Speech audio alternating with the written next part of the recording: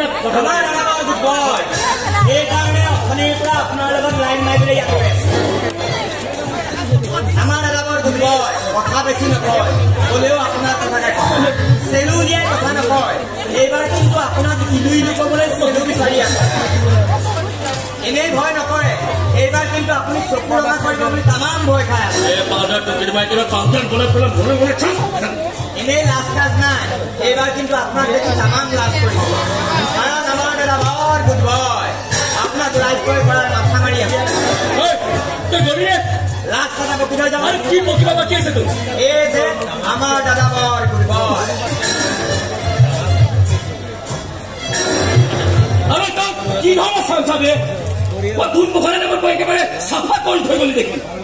আসল নিজে কই থই মোর কো বলে বাকি না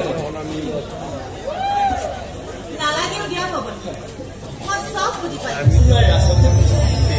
সকে মোক প্রপোজ করা কথা ভাবি আছো ভাবি ভাবি সকে কপনো দেখিছা কপনো সকে গান গাইছা তুমি